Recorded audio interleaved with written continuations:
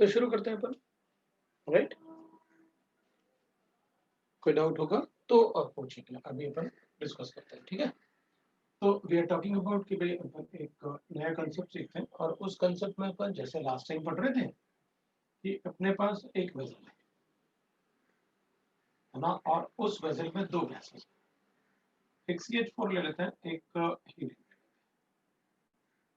ठीक है? अब अगर इसका इससे डिफ्यूजन करेंगे या डिफ्यूजन करेंगे, राइट? तो अपन ने कहा था suppose n moles of CH4 आ गया, n मोल्स ऑफ हीलियम आ गया बाहर, इन इसके लिए T टाइम ले लेते हैं और इसके लिए T2 टाइम। तो ये जो गिवन था अपन का वो आउटसाइड गिवन था कि कितना ये बाहर आ गया।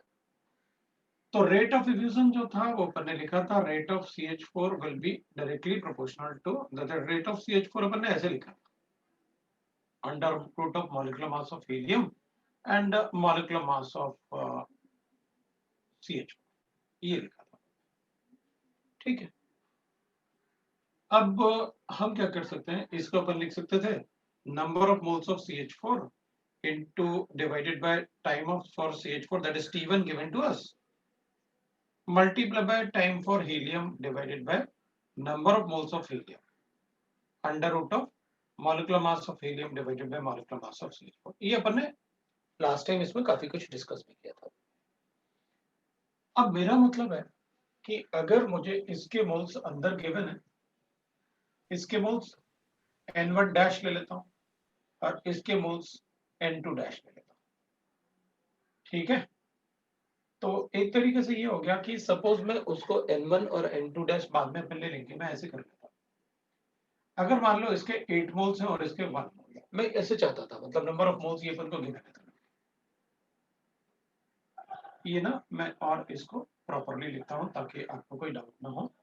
ये moles of moles inside the vessel, मुझे ना moles inside the vessel given, ठीक है? अब ये तो आउटसाइड वाला पार्ट था, ये अपन को पता है भाई, ये तो आउटसाइड द वेसल जो इफ्यूज होके बाहर आ गए वो वाला पार्ट था, और अपन ने ये सारा कुछ पढ़ लिया। अब अपन क्या बोलेंगे, अपन कहेंगे अच्छा एक बात बताओ, जिसके मोल्स अंदर ज्यादा होंगे उसका अमाउंट ज्यादा है ना अंदर, तो फिर जब इफ्यूजन होगा तो उसको ज्यादा होना चाहिए इफ्यूज, इसी बात है, जिसके मोल्स अंदर ज्यादा होंगे उसका रेट ऑफ इफ्यूजन भी ज्यादा होगा। भाई मिक्सचर में उसका नंबर ऑफ मोल्स ज्यादा है ना, अगर अपन नंबर ऑफ पार्टिकल की बात करें तो दोनों के मोल्स अगर इक्वल है तो इसका 8 पार्टिकल होगा तो इसका 1:8 का रेशियो है ना, बहुत ज्यादा डिफरेंस है।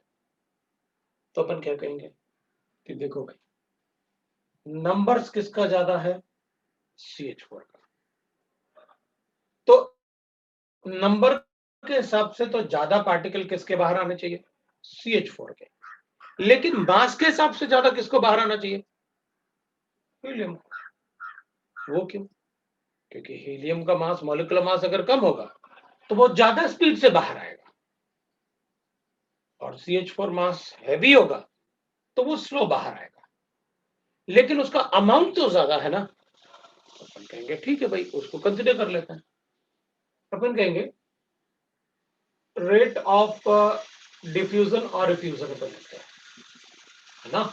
रेट ऑफ डिफ्यूजन और रिफ्यूजन लिखेंगे तो अपन कहेंगे that will be directly proportional to number of moles present inside the vessel, inside vessel, ठीक है ना?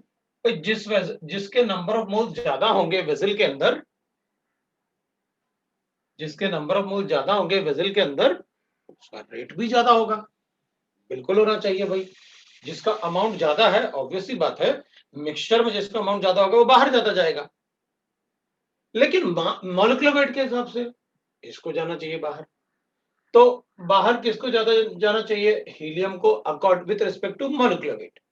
तो अपन कहेंगे ठीक है भाई, इसमें अपन एक काम कर लेते हैं, अपन कहेंगे कि अगर मुझे रेट लिखना है तो rate will be directly proportional to number of moles present inside the vessel, but inversely proportional to the molecular weight of the gas, ठीक है, तो for any gas I will write that कि rate will be directly proportional to number of moles of the gas present inside the vessel. तो फिर ये वाला क्या है, ये वाले जो नंबर ऑफ मोल्स है वो क्या है, वो तो अपन कैलकुलेट करते हैं कि कितने मोल्स बाहर आ गए, उससे ये फॉर्मूला बनाते हैं। अच्छा, तो it means that I can write that कि अगर मेरे पास दो गैसेस है ना, for two gases, therefore we can say that for two gases I will write that two different gases है ना, different gases we can say that gases 1 and 2, अपन ने सपोज दो गैसेस लेंगे, इसी को अज्यूम कर लेंगे भाई दो गैसेस, तो अपन कहेंगे देखो R1 upon R2 will be equal to, that is number of moles से directly proportional है, तो R1 से number of moles present inside the vessel N1 divided by number of moles present inside the vessel of N2 और under root of molecular mass of 2 divided by molecular mass of 1। इधर अपन constant के ले लेते हैं और मैंने ratio ले लिया, के दोनों का कैंसिल हो गया, अभी करते हैं। तो फिर इसका मतलब ये वो मोल्स हैं जो वेसल के अंदर प्रेजेंट है, तो फिर यहां वाले ये वाले मोल्स जो इफ्यूज हो गए वहां से बाहर आ गए, तो अपन ने कैलकुलेट किया कि Graham's law of diffusion is right ना, the rate of diffusion is inversely proportional to molecular weight, ये अपन ने इससे बनाया था कि rate is inversely proportional to molecular weight, और रेट क्या होगा, the number of moles of gas effused और diffused divided by the time taken, that is the rate. Rate तो हमेशा चेंज होगा ना, स्पीड होता है ना, स्पीड अपॉन टाइम, तो वो रेट होता है। तो फिर ये क्या है, ये तो नंबर ऑफ मोल्स है विच is present inside the vessel. Okay, तो इसका मतलब है मैं इसको ऐसे लिख लूं N1 upon T1 into T2 upon N2, ये रेट हो गया जो अपन लिखते हैं N1 अपॉन T1। मैं इसको ऐसे लिख देता हूँ, फिर इसको N2 को इधर लिख लेता हूँ और T1 को यहां लिख लेता हूँ, और इसको यहां पर ऐसे कर देता हूं कि ये आउटसाइड द वेसल है, और यहां पर N1 dash upon N2 dash ये inside the vessel, the ratio which is present inside the vessel. So ये वो रेशियो है जो वेसल के अंदर है into molecular mass M2 divided by M1, root ले लेते हैं A1/2 लिख लो, एक ही बात है, we can get like that. तो इसका मतलब ये हुआ कि इस क्वेश्चन में जैसे अपन ने यहां पर लिखा था, ये जो आपने लिखा हुआ है, तो इसमें अगर इनका रेट मुझे कैलकुलेट करना है तो मुझे क्या बताना होगा, अगर ये इसके मोल्स हैं और ये इसके मोल्स हैं तो मुझे CH4 ना इसमें ये भी मल्टीप्लाई कर लेना चाहिए, dash divided bye CH4 dash divided bye helium, क्योंकि CH4 का रेट उसके number of moles present inside the vessel से डायरेक्टली प्रोपोर्शनल होगी। Number of moles of helium will be directly proportional to the number of moles of helium present inside the vessel। ये inside वाले part है और ये जो थे ये वाला पार्ट आउटसाइड वाला पार्ट है, कि that is the number of moles present outside the vessel।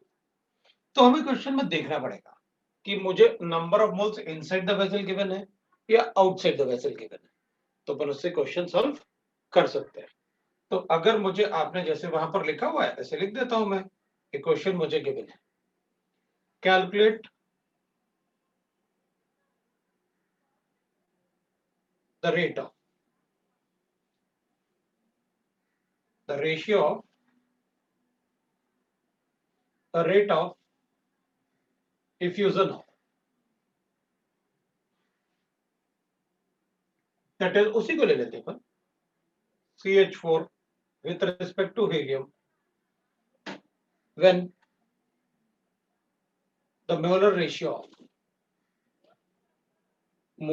of CH4 is to helium is 8:1 inside the vessel, vessel। ठीक है, अपन कहेंगे कोई बात नहीं, लिख लेते हैं अपन क्या करेंगे, आपने जैसे लिखा हुआ है वैसे लिख देता हूं R of CH4 with respect to R of helium, number of moles of CH4 divided by number of moles of helium, that will be multiplied by moles of, that is molecular weight of helium divided by molecular weight of CH4 और इसका power ले लेता हूँ 1/2, ये लिख लूंगा। तो फिर अपन कहेंगे इसका रेट आपको कैलकुलेट करना है, R of CH4 divided by R of helium, that will be equal to, ये मुझे क्या बना है 8/1, और मॉलिक्यूलर मास अपन को पता है हीलियम इज 4, दिस इज 16।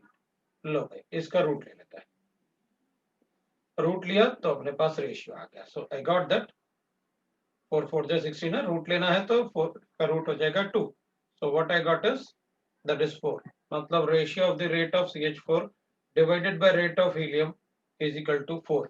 मतलब इफ्यूजन ऑफ, भाई यहां पर क्या हो रहा है कि मिक्सचर के हिसाब से इसको ज्यादा बाहर आना चाहिए, ratio of the molar mixture present inside the vessel, लेकिन मास के हिसाब से इसको ज्यादा बाहर आना चाहिए क्योंकि इसका मास बहुत कम है।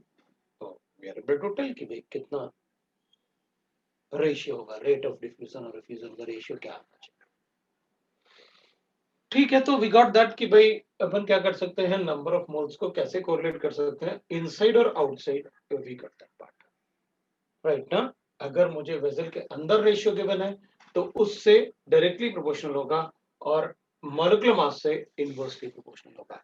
जिसके मोल्स ज्यादा होंगे उसका मोल्स भी ज्यादा बाहर आएगा, और जिसका मॉलिक्यूलर मास ज्यादा होगा उसका अमाउंट बाहर कम आएगा, बिकॉज उससे इनवर्सली प्रोपोर्शनल। बता सकते हैं, कोई प्रॉब्लम नहीं। अब अपन इसको दूसरे तरीके से ऐसे भी बोल सकते हैं, जैसे ये था ना अपन ने लिखा, इसको मैं दूसरे तरीके से बोल सकता हूँ। अपन को पता है कि अगर ये 8:1 का रेशियो है तो टोटल प्रेशर, अगर अपन प्रेशर की बात कर ले तो अपन कहेंगे टोटल प्रेशर में ज्यादा कंट्रीब्यूशन CH4 का होगा। वो क्यों? क्योंकि CH4 के पार्टिकल 8 टाइम ज्यादा है हीलियम के पार्टिकल से, तो CH4 के पार्टिकल वेसल के वॉल पे ज्यादा कोलाइड करेंगे तो न्यूटन पर मीटर स्क्वायर जो फोर्स कैलकुलेट करेंगे वो CH4 से ज्यादा आएगा एज कंपेयर टू हीलियम से। तो ऑब्वियस सी बात है, जिसका प्रेशर, जिसके मोल्स ज्यादा होंगे उसका प्रेशर ज्यादा होगा, जिसकी वजह से वेसल में प्रेशर ज्यादा होगा उसका डिफ्यूजन भी ज्यादा होगा। उससे बोल सकते हैं कि pressure is directly proportional to number of moles, that is direct कि जिसके मोल्स ज्यादा होंगे उसका प्रेशर ज्यादा होगा। तो मैं इसको ऐसे भी लिख सकता हूं, फिर तो अगर मैं चाहूं तो मैं लिख सकता हूं, और rate will be directly proportional to the pressure of the gas divided by, जिसका प्रेशर ज्यादा होगा उसका रेट ज्यादा होगा under root of molecular mass of the gas. ऐसे भी लिख सकते हैं। वेसल का वॉल्यूम कांस्टेंट रहेगा क्योंकि वो स्टील कंटेनर होगा, टेम्परेचर कांस्टेंट रहेगा क्योंकि वो अलग, एक ही वेसल का अलग अलग टेम्परेचर थोड़ी हो सकता है। तो अगर टेम्परेचर और वॉल्यूम कांस्टेंट है तो P is directly proportional to N ना, तो आप N लिखो या P लिखो एक ही बात है। तो हमें यह ध्यान देना पड़ेगा कि अगर इनसाइड द वेसल पूछा है अपन से या आउटसाइड द वेसल पूछा है तो हमें उस क्वेश्चन को उस टाइप से सॉल्व करना पड़ेगा।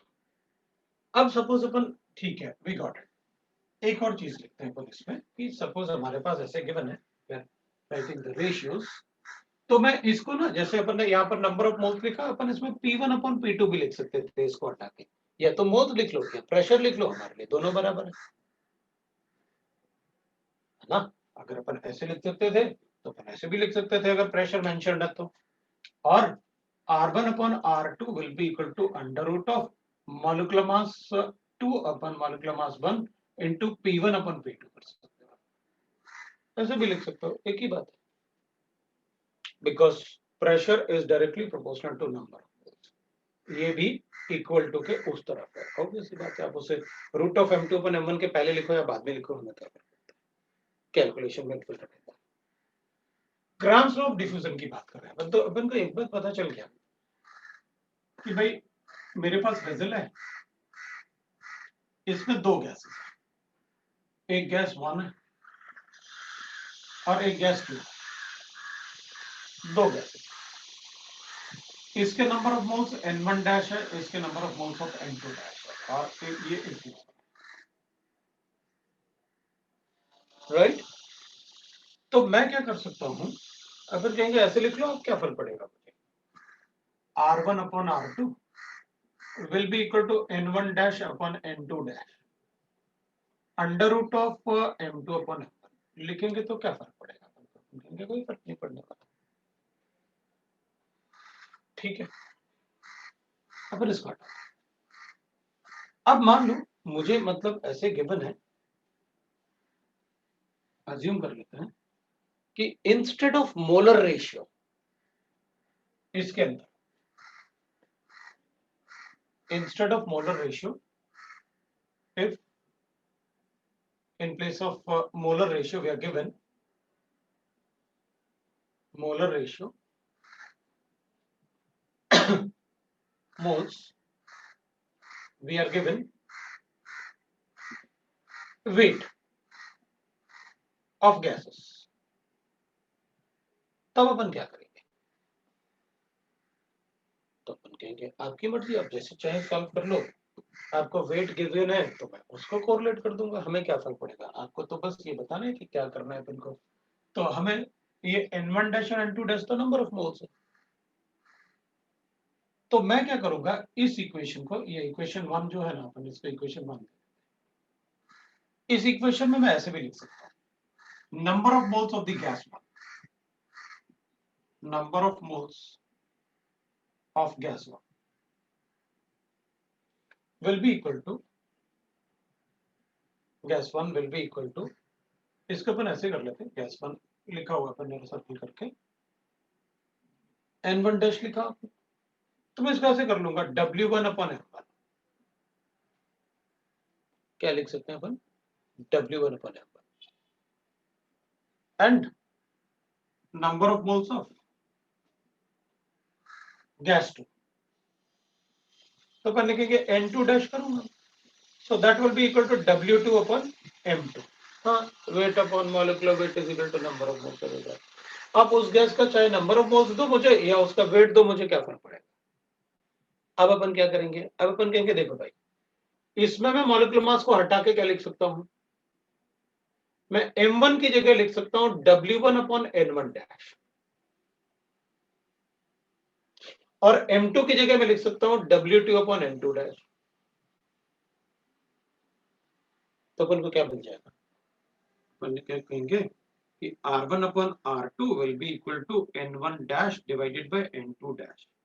अब अंडर रूट वाले पार्ट की बात देखते हैं, मॉलिक्यूलर मास 2 का मतलब हो गया W2 upon n2 dash, molecular mass 2 की जगह, और डिवाइड करूंगा m1, तो अपन लिखेंगे m1 को क्या लिखना है अपन को, that is W1 upon n2 dash, तो n1 अपॉन, है ना भाई, अपॉन लिखना पड़ेगा ना अपन को, एक बार ऐसे लिख देता हूं ताकि आप, मैं m2 अपॉन m1 मैं वहां पर लिख देता हूं, फिर अपन को मिलेगा W2 upon n2 dash upon W1 upon n1 dash, तो अपन को क्या मिल गया, अपन बता सकते हैं, W2 upon N2 dash multiply by N1 dash upon W1 to the power of 1/2।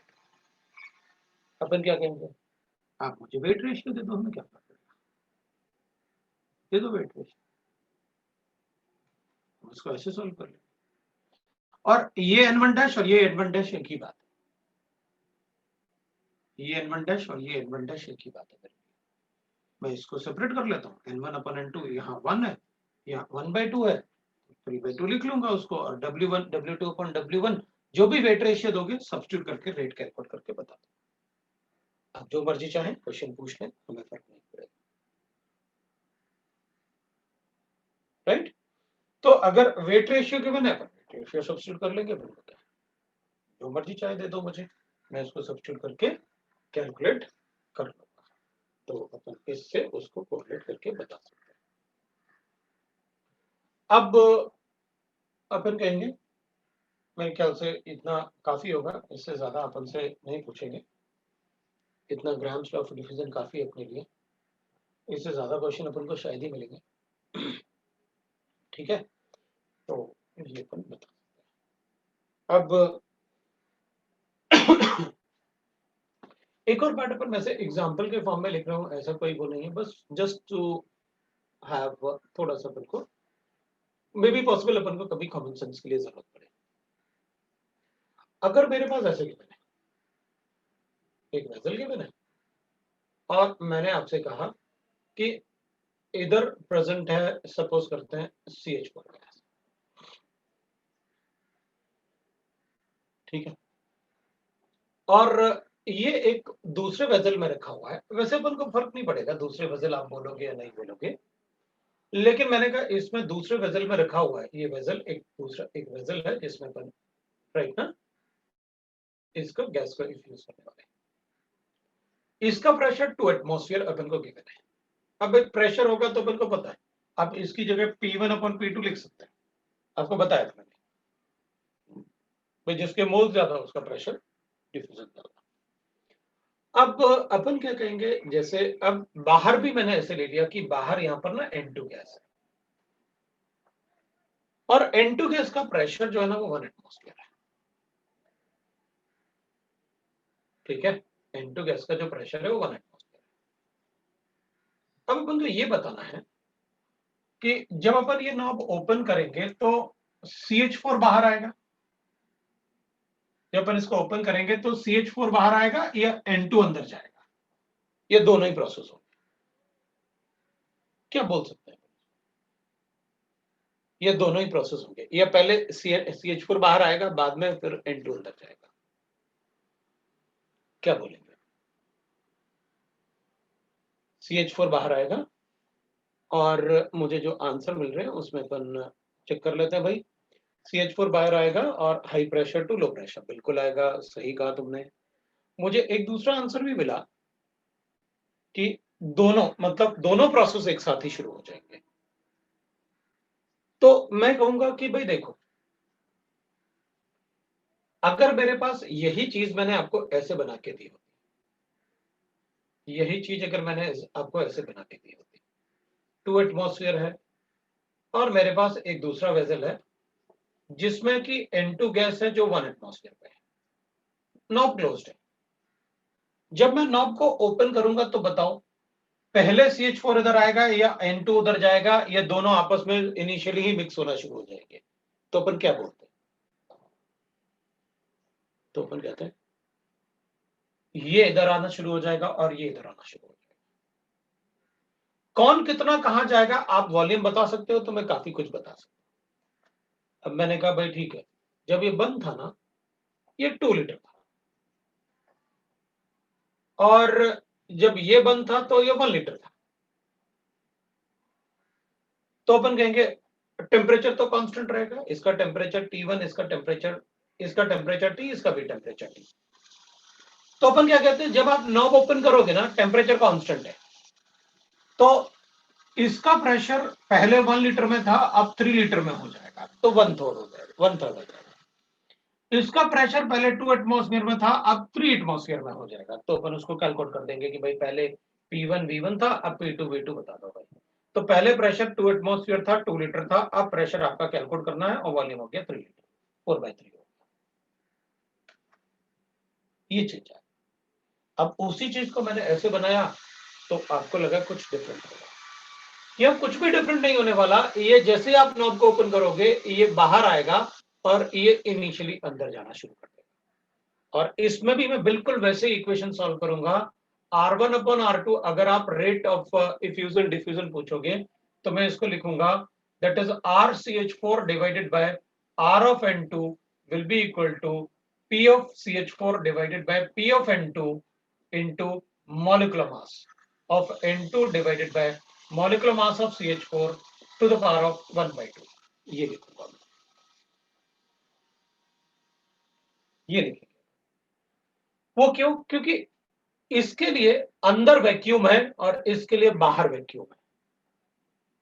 अगर कोई गैस, जैसे मान लो अपन इसमें भी N2 ले लो थोड़ा सा, अगर मान लो यहां पर थोड़ा सा N2 ले लो, तो अपन कहेंगे कि अब N2 उधर थोड़ा कम मूव करेगा क्योंकि पहले से वहां N2 है।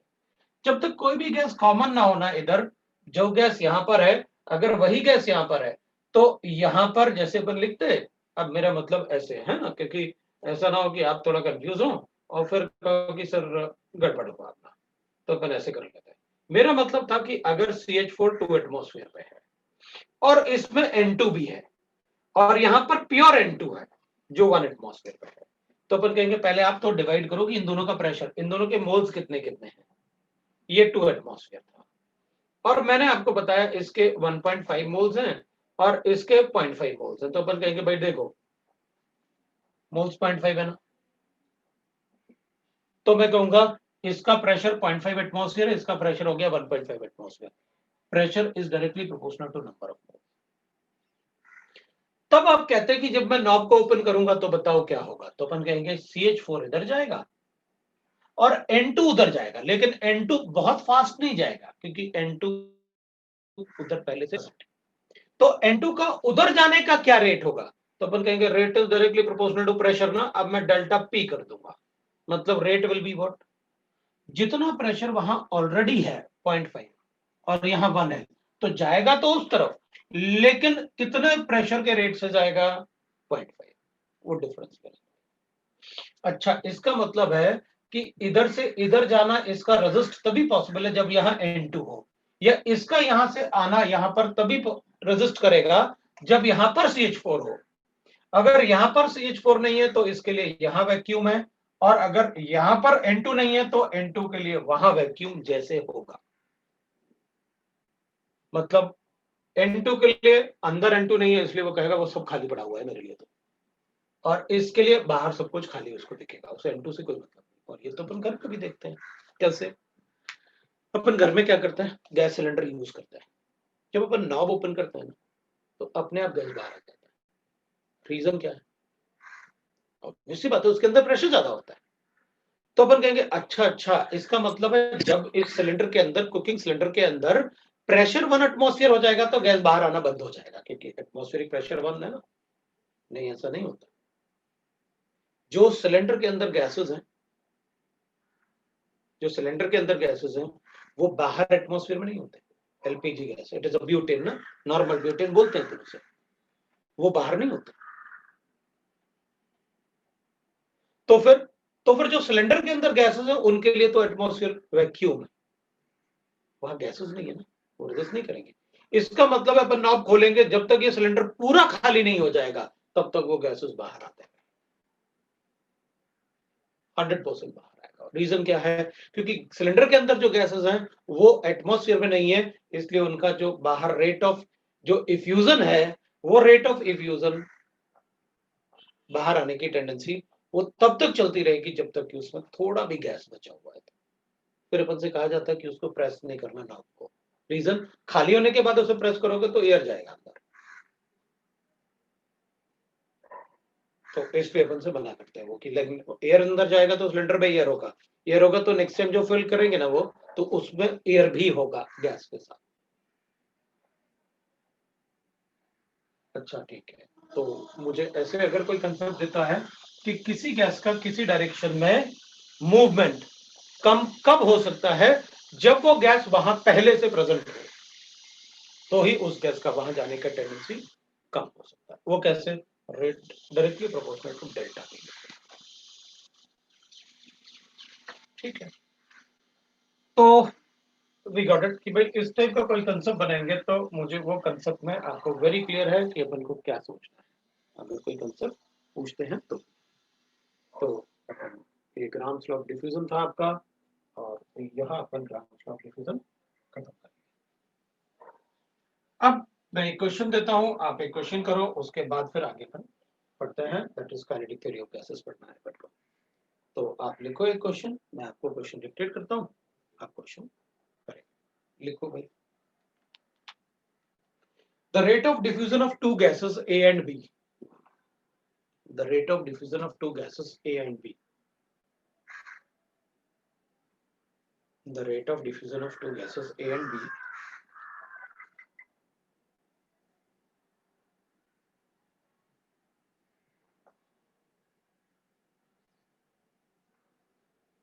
are in the ratio of 1:4.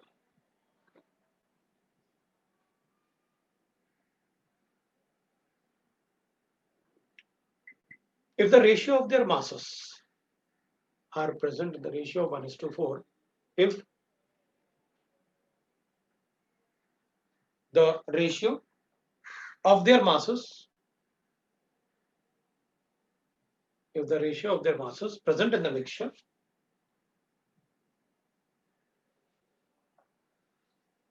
is a ratio of their masses present in the mixture is 2:3.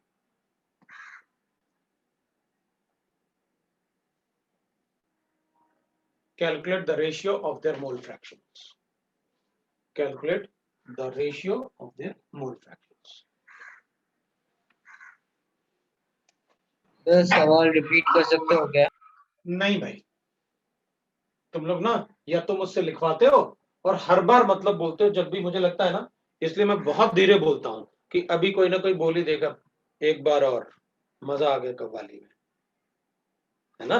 चलो सुनाता हूँ, लिखो। The rate of diffusion of two gases A and B, the rate of diffusion of two gases A and B are in the ratio of 1:4. If the ratio of their masses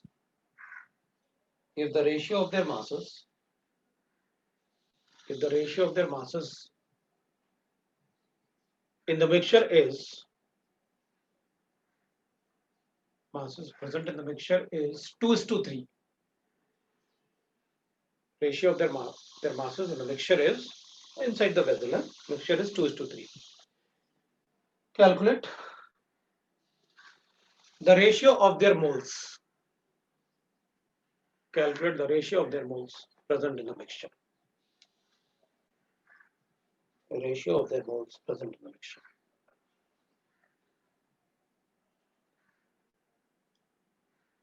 अब कोई नहीं बोलेगा, फिर से बोलो, क्योंकि अब नहीं बताऊंगा यार।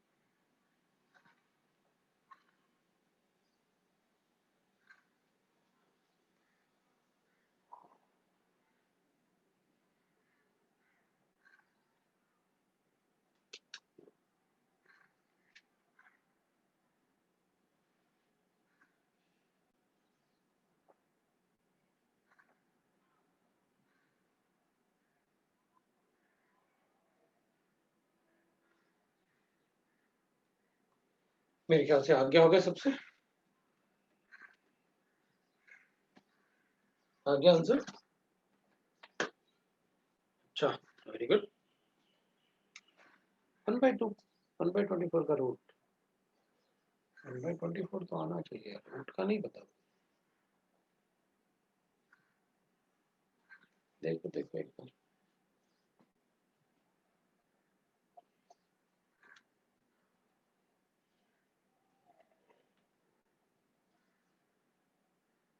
Three to 8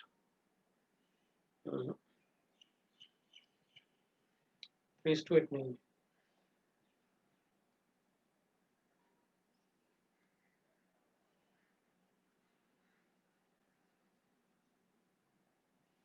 one by root of 24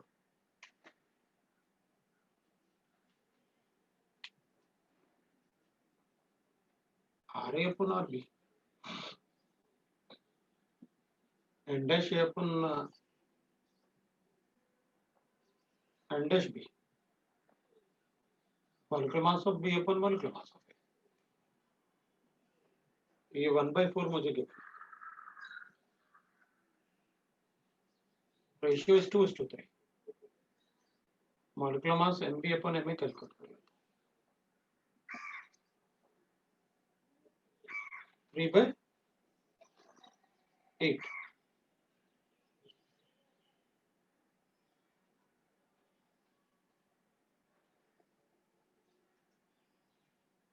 अब रेशियो, मोलर रेशियो गिवन है inside the vessel. Sir mass का सर मॉलिक्यूलर मास का रेशियो 2:3 दिया है. बस तो फिर हो गया. ये लो, अपन ऐसे कर लेते हैं, तब तो और इजी हो गया. वही मैंने सोचा, अगर ऐसे गिवन होता तो मेरा क्वेश्चन और इजी होता. ये लो, 1/16 आ गया फिर तो मेरे पास. ये 1/4 लिख लेता हूँ पहले, हाँ, ताकि वो समझ में आए. में ये 1/2 हो गया अपने पास, तो ये 1/16 आ गया. MB अपन को गिवन है ये MB अपन MA. Now we know that Na dash upon NB dash is equal to WA upon MA upon WB upon MB. Molecular mass तो इनसाइड द वेसल वाले उन्हीं के मॉलिक्यूलर मास होते हैं ना, जो गैस इनसाइड द वेसल होता है. तो अपने पास आया WA upon MA into WB, that is MB upon WB. तो अपन को ये पार्ट तो गिवन है ना, ये तो मोलर रेशियो हो गया. तो ये अपन को गिवन है WB upon MB upon MA, ये वाला पार्ट. तो अपने पास आ गया Na dash upon NB dash will be equal to WA upon WB into कितना है अपने पास, that is 1/16 था ये अपने पास. ये वेट रेशियो गिवन है ना अपने लिए, कितना गिवन था weight ratio WA upon WB? 2:3. तो 2/3 into 1/16 आ रहा है अपने पास. तो कितना आएगा ये? 1/24 आ रहा है मेरा. ये लो, मोलर रेशियो जो है ना इनसाइड द वेसल 1/24 आ रहा है. आई थिंक किसी ने बताया तो था 1/24, लेकिन शायद उन्होंने रूट के फॉर्म में बताया था. तो 1/24 रूट कैसे आ सकता है? यहाँ रूट नहीं लिया था क्या? स्क्वायर नहीं किया था क्या? कुछ तो गड़बड़ किया था. हाँ बोलो. सर हम लोग ने मॉलिक्यूलर मास का रेशियो ले लिया था. अच्छा ठीक है, जबकि अपन को गिवन क्या है? Ratio ratio of weight ratio. तो हो गया. सर फर्स्ट स्टेप में N1/N2 क्यों नहीं किया? गिवन कहाँ है वो N/N2? मिक्सचर का मोल्स कहाँ गिवन है इनसाइड द वेसल? गिवन है क्वेश्चन में.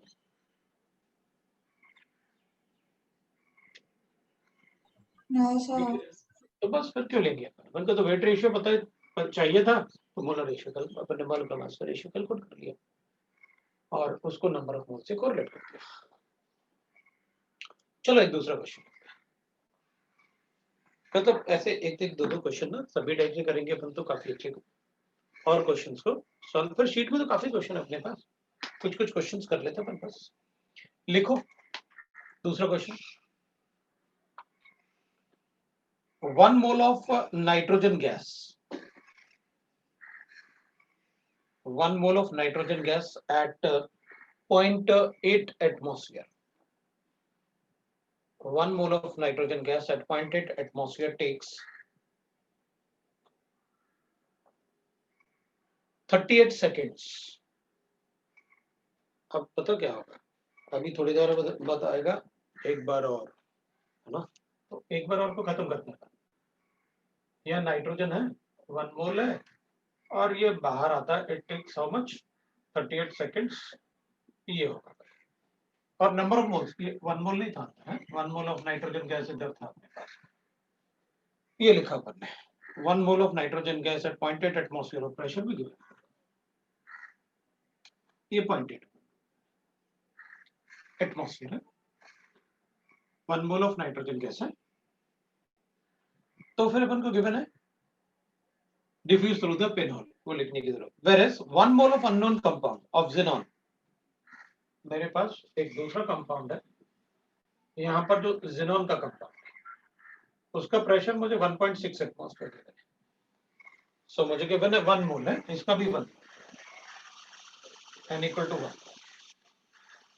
और ये टाइम भी देंगे अपन इसके लिए, ऑब्वियस सी बात है। So where is 1 mole of unknown compound of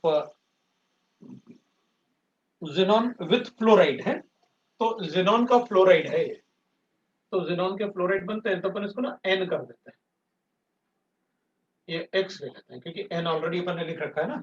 तो मैंने कहा कि भाई ठीक है, ज़ेनॉन का एक कंपाउंड ऐसे बन गया XCF और उसमें x टाइम f है, तो उनको नहीं पता कौन सा नंबर क्या है। Xenon with fluoride at 1.6 atmosphere takes 57 seconds. Takes 57 seconds to diffuse from the same size of hole. To diffuse from the same size of hole.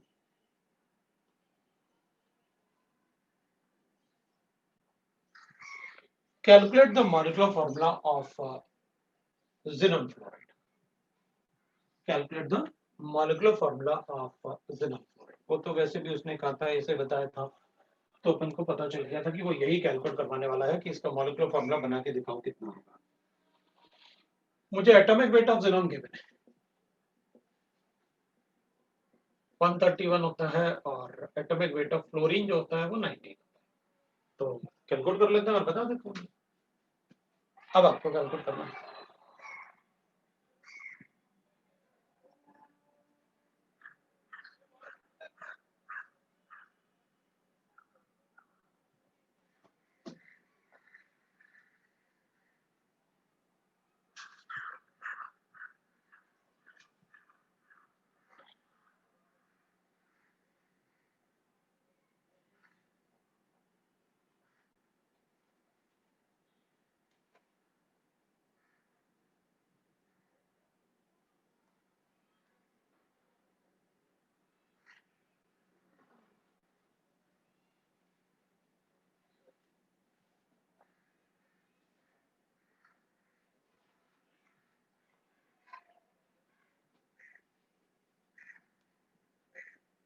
अब इसमें तो कुछ है ही नहीं, सब कुछ तो आपने सामने बना के दिखा दिया। फॉर्मूला लिख के भी कैलकुलेट ना कर पाए तो क्या।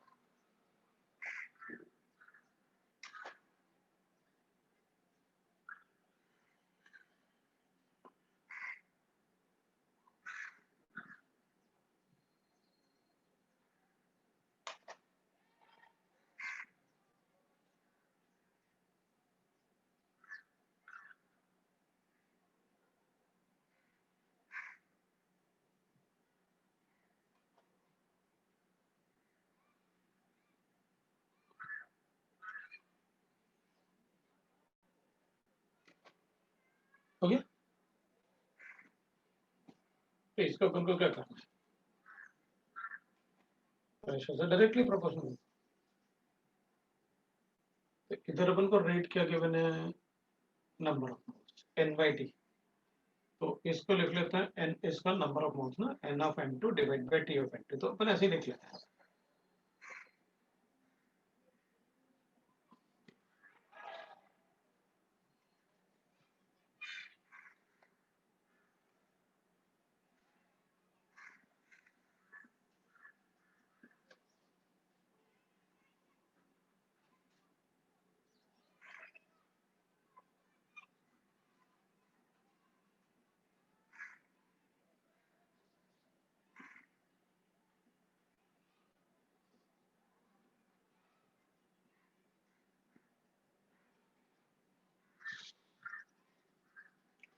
तो मैं इसको ऐसे कर लेता हूँ, है ना। तो मेरे पास मॉलिक्यूलर मास आ गया 28 into 9।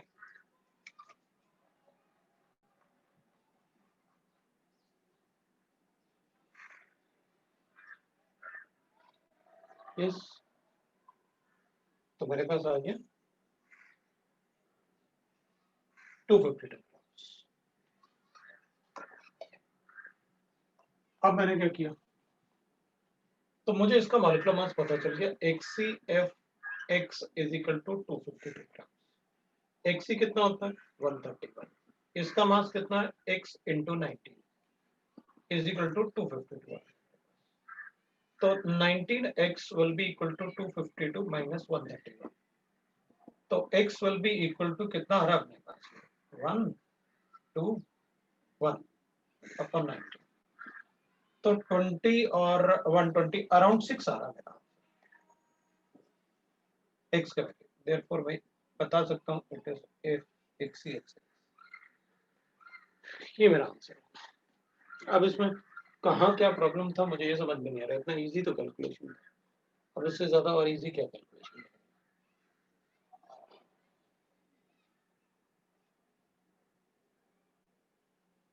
सॉल्व करके बताना ही तो था। कैलकुलेशन भी इतना इजी, अब क्या करें, इससे ज्यादा इजी कैसे।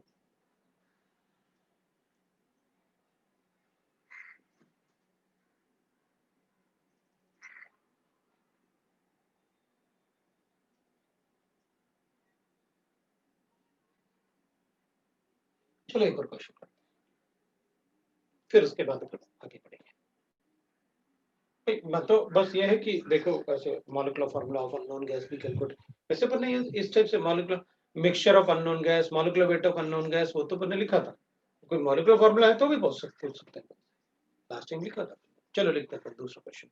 लिखो भाई, क्वेश्चन लिखो। वन अपन ने लिखा that is for 10 minutes each. आप क्वेश्चन लिखो एक, for 10 minutes each at 27 degrees centigrade.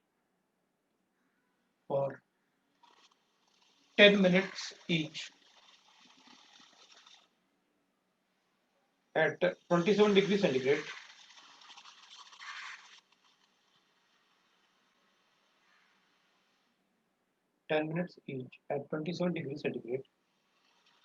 from two identical holes, from two identical holes,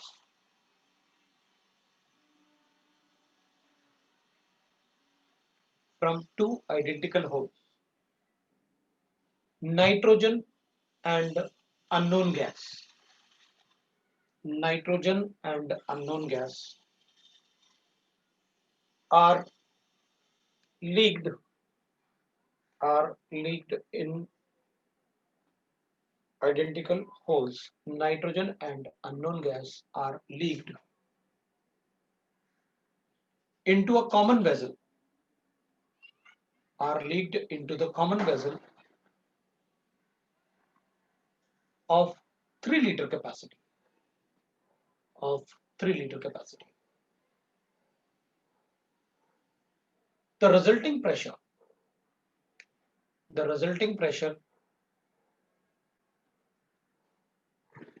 is the resulting pressure is 4.18. The resulting pressure is 4.18 bar.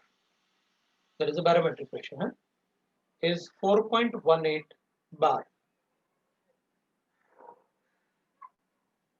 And the mixture contains, and the mixture contains, and the mixture contains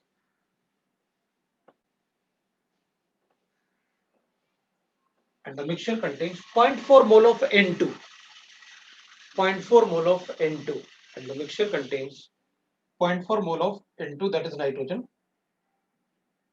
0.4 mole of N2. What is the molecular weight of unknown gas? What is the molecular weight of unknown gas? मैं फिर से बोल सकता हूं अगर किसी को doubt है तो, but you have to solve the question. Sir nitrogen कितना है? 0.4 moles.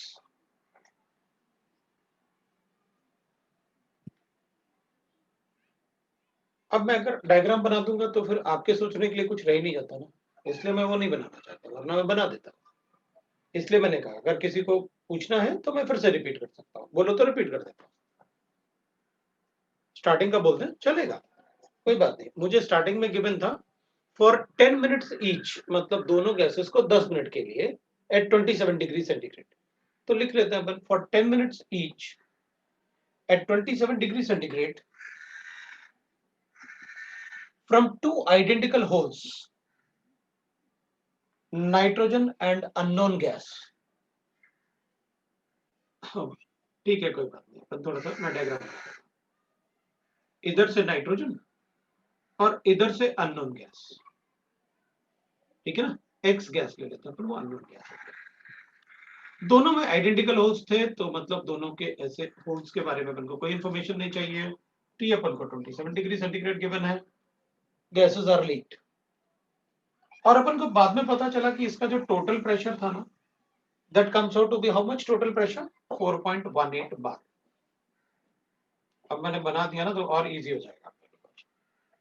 फिर अपन को पता चला कि N2 जो था ना वो 0.4 मोल्स है। N2 अपन से कहा गया इसका मॉलिक्यूलर मास कैलकुलेट करो, और वॉल्यूम अपन को गिवन है इसका 3 लीटर। अब डायग्राम बन गया ना, बेकार हो गया क्वेश्चन। इसलिए मैं बोलता हूँ ना कि हर बार जब आप ना थोड़ा कोई क्वेश्चन सॉल्व करो तो उसको ना थोड़ा डायग्रामेटिकली बनाया करो, क्या क्या पूछा अपन से।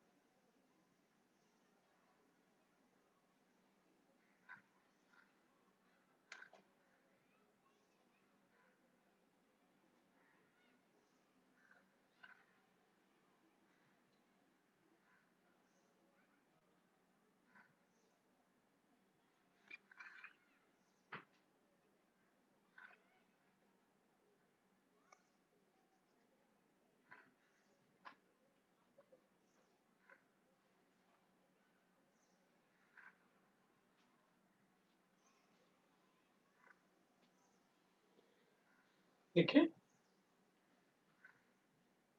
अच्छा देख,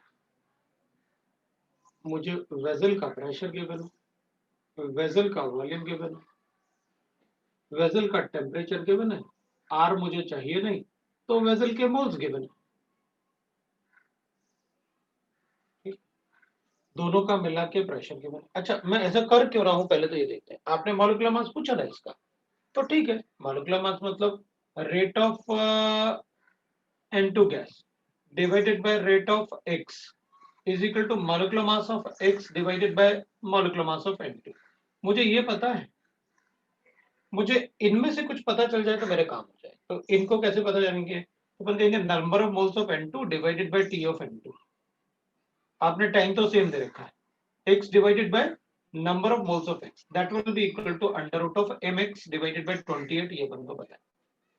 अब अगर दोनों का मोलर रेशियो पता चल जाए ना, तो टाइम तो आपने सेम लिखा कि सेम टाइम के लिए दोनों को यूज किया।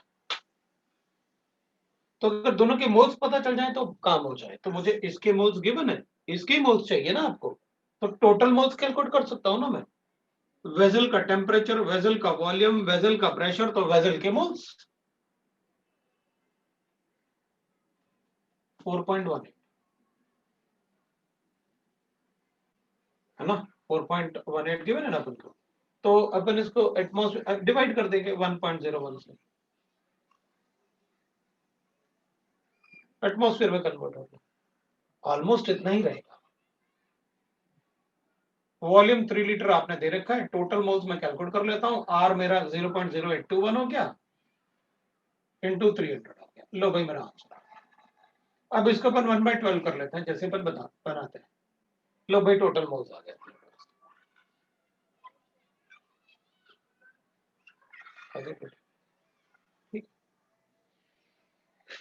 यहाँ पर ये ऑलमोस्ट 25 के आसपास आएगा, ये मल्टीप्लाई करेंगे तो 3 4 12.5 25.5 के आसपास आ गया। लो 20 इज इक्वल टू 0.5 आ रहा है। ठीक है, अगर टोटल मोल्स 0.5 है तो उसके 0.1 मोल्स हो गए, ये 0.4 है। Number of moles of N2 plus number of moles of X, ये मुझे आपने 0.4 कैलकुलेट करके दे दिया उधर से, इधर मेरे पास 0.4 गिवन है, तो number of moles of X पता चल गया, मेरा काम हो गया। टाइम तो आपने सेम दे रखा हो गया।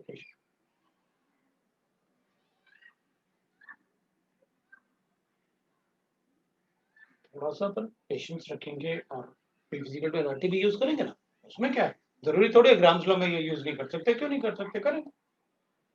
अब तो क्वेश्चन बनाओ, मैं सोच लेता हूँ कैसे करना चाहिए। मैंने तो जस्ट एक डिफरेंट टाइप के सिचुएशंस में तुमने कैलकुलेट किया। अब आप जब क्वेश्चन सॉल्व करोगे तो मैंने ऑलमोस्ट सारे टाइप के सिचुएशन डिस्कस कर दिए।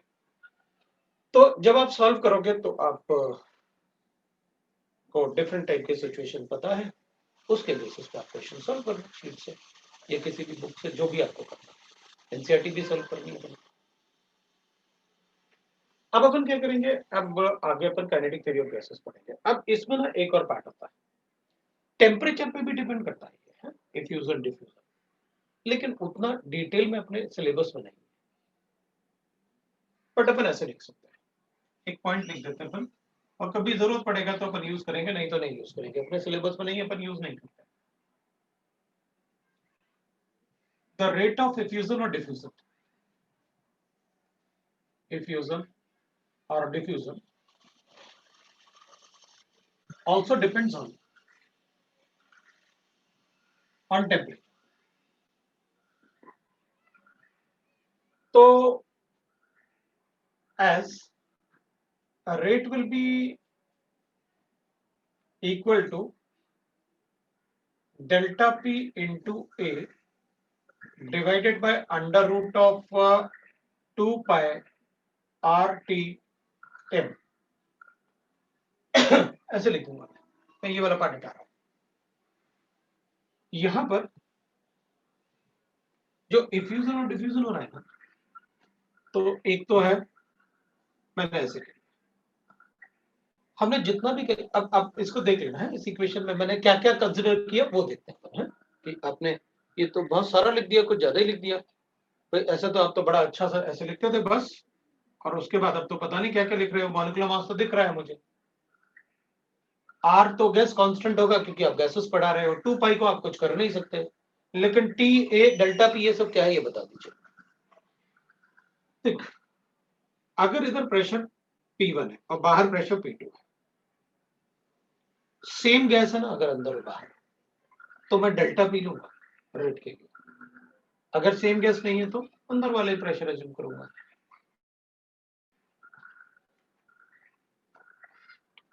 ठीक है, तो डेल्टा पी बन जाएगा अगर बाहर, और जितना भी अपन ने पढ़ा ना, हर बार अपन ने बस ये बात की गैस बाहर आएगा, आपने कभी ये बात ही नहीं की कि बाहर क्या प्रेजेंट था।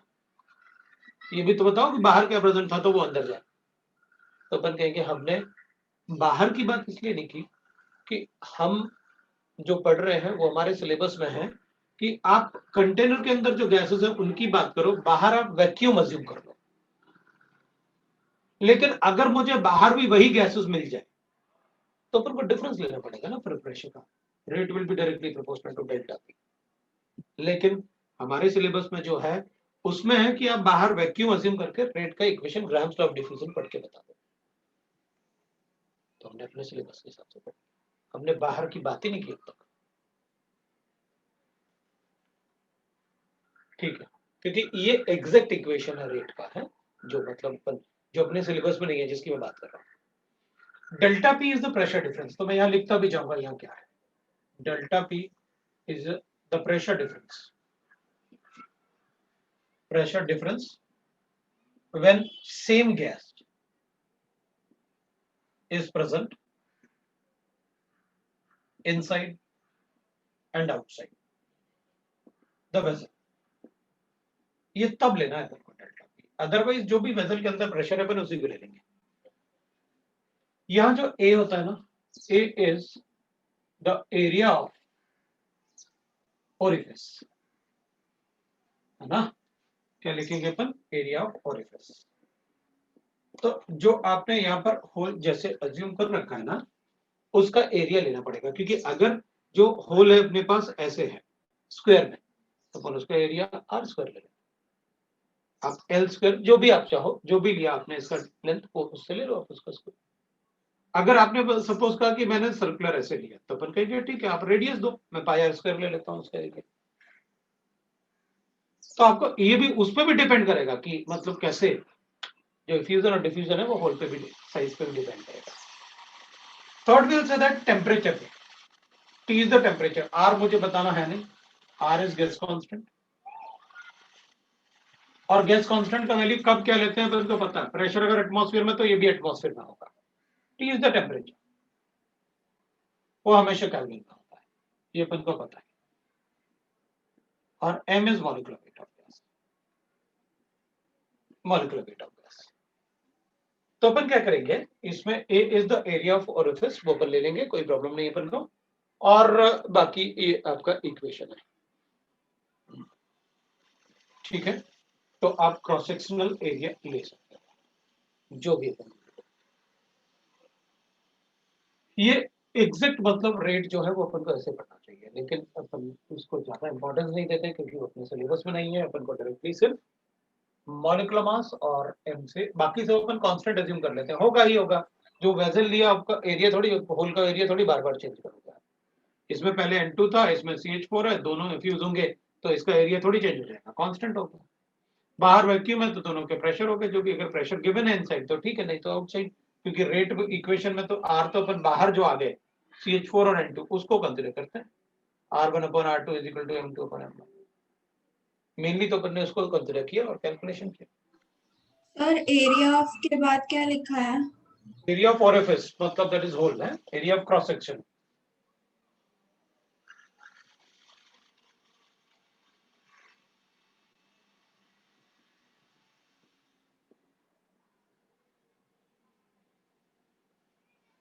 ये इस पर डिपेंड करेगा, तो अगर जरूरत पड़ा तो अपन यूज करेंगे, नहीं तो मुझे नहीं लगता कोई यूज होगा इसका। लेकिन हाँ अगर कोई भी हो सकता है वो बोलेंगे नहीं क्वेश्चन बना देते हैं, क्या प्रॉब्लम है, टेम्परेचर सब रेट बता देंगे, पर इसका रेशियो ले लेंगे, ये सब कैंसिल हो जाएगा, टी और एम का रेशियो बन जाएगा अगर डिफरेंट टेम्परेचर्स हो तो।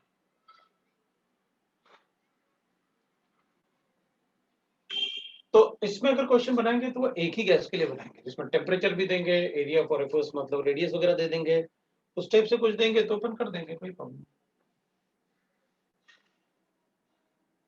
अब अपन पढ़ेंगे kinetic theory of gases.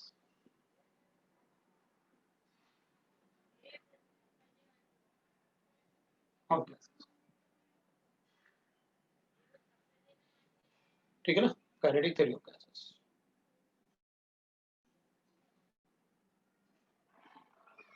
Kinetic theory of gases follows ideal gas equation.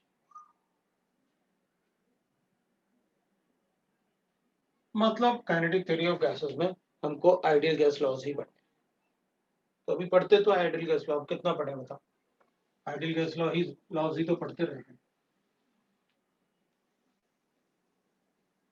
तो लेकिन एक बात नहीं बोलेंगे अपन, आपने एक बार बोला था कि गैसेस रियल भी होती है शुरू में, फिर रियल गैस भी होते हैं। ठीक है, तो काइनेटिक थ्योरी ऑफ गैसेस, जब भी काइनेटिक थ्योरी ऑफ गैसेस की बात होगी तो हमें हमेशा गैसेस को आइडियल अज्यूम करना है। Gases behave as ideal gas at, सभी गैसेस ना, जितने भी गैसेस ना, they will behave as ideal gas at high temperature and low pressure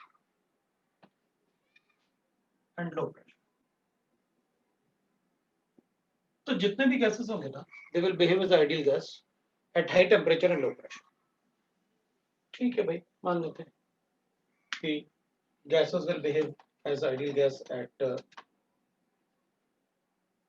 low pressure and high temperature। वैसे भी अपन को काफी कुछ पढ़ना है, तो अपन कहेंगे वैसे इससे मैं एक बात तो समझ सकता हूं कि अगर टेम्परेचर ज्यादा होगा और प्रेशर कम होगा, लो प्रेशर का मतलब है वेसल में पार्टिकल बहुत दूर दूर होंगे, हाई प्रेशर होगा तो पास हो जाएंगे ना पार्टिकल, कंप्रेस करूंगा तो, है ना, हाई प्रेशर करूंगा तो पार्टिकल पास हो जाएंगे।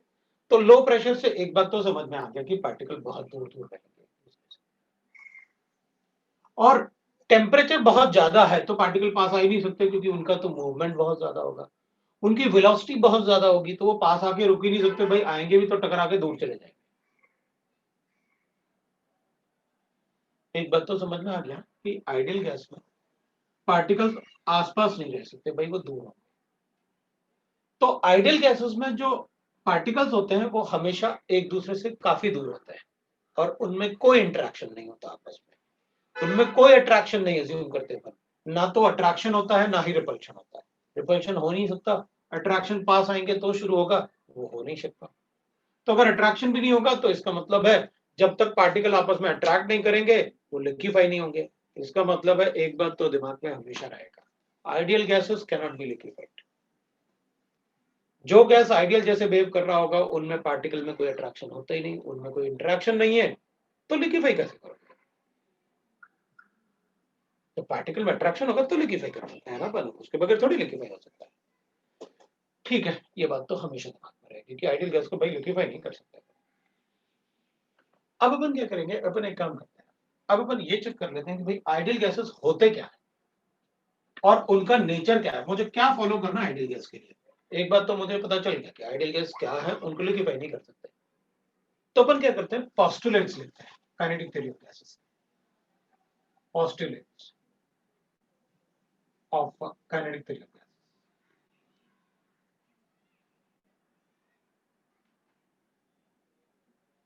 ठीक है ना, अपन पोस्टुलेट लिख लेते हैं काइनेटिक थ्योरी ऑफ गैसेस के। तो काइनेटिक थ्योरी ऑफ गैसेस को अपन केटीजी शॉर्ट फॉर्म में लिख लेते हैं।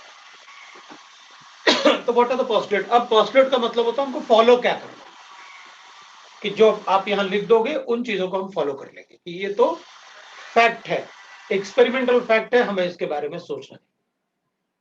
ठीक, बताओ फिर इसमें करना क्या है, तो अपन लिख लेते हैं भाई व्हाट आर द पोस्टुलेट्स। तो पोस्टुलेट 1 लिखते हैं, all gases are made up of small particle called molecules, are made up of मुझे लग रहा है आवाज आ रहा है बाहर से।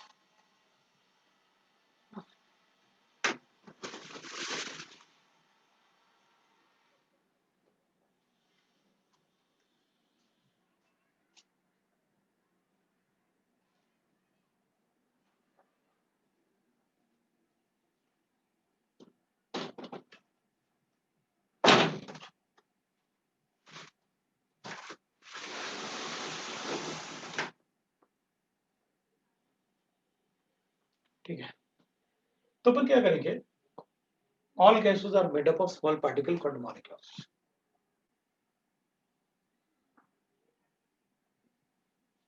Particle called molecules. ठीक है भाई, all gases are made up of small particles called molecules. ठीक है, there is no force of attraction or repulsion between the particles. No forces, repulsion or attraction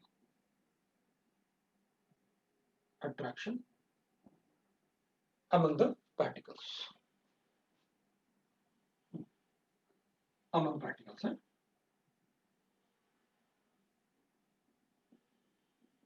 कोई फोर्स ऑफ अट्रैक्शन रिपल्शन नहीं होगा। अभी what will happen, gas particle बहुत छोटा होता है वेसल के कंपैरिजन में, तो उसका जो वॉल्यूम होगा as compare to volume of the vessel वो नेग्लिजिबल होगा। Volume of gas molecule is negligible as compared to volume of vessel. Negligible as compared to volume of vessel. Volume of vessel.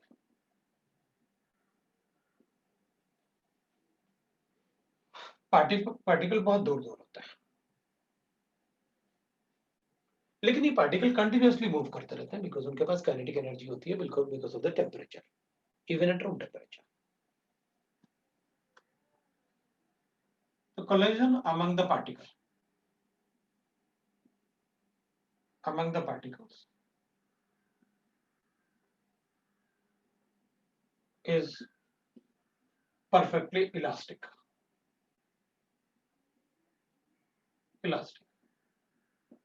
मतलब particle collide करने के बाद ना तो energy उसकी loose होगी ना उसकी एनर्जी गेन होगी, परफेक्टली इलास्टिक होते हैं, सॉलिड हार्ड स्फीयर्स वो कंसीडर करते हैं। The gas molecules are independent of gravitational force. वो तो एटमॉस्फेयर में भी होता है, सारा एयर जो एटमॉस्फेयर में प्रेजेंट है that is independent of gravitational force. तो वेसल में भी अपन वही एज्यूम करते हैं कि क्योंकि एक छोटा सा कंटेनर ले रहे हैं अपन, तो उसमें ऐसे नहीं होगा सारे वाटर मॉलिक्यूल आके यहाँ स्टिक हो जाएंगे ग्रेविटेशनल फोर्स की वजह से, ऑफ ग्रेविटेशन।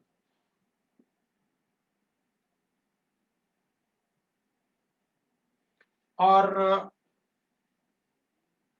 काफी हो गया पोस्टलेट्स, इतने काफी होंगे अपने लिए। Kinetic energy of gas molecules,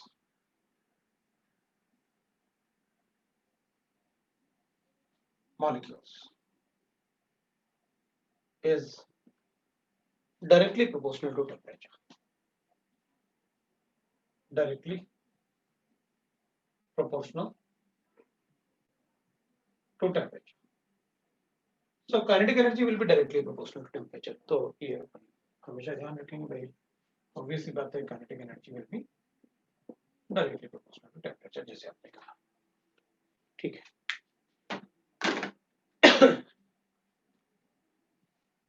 अब according to kinetic theory of gases, तो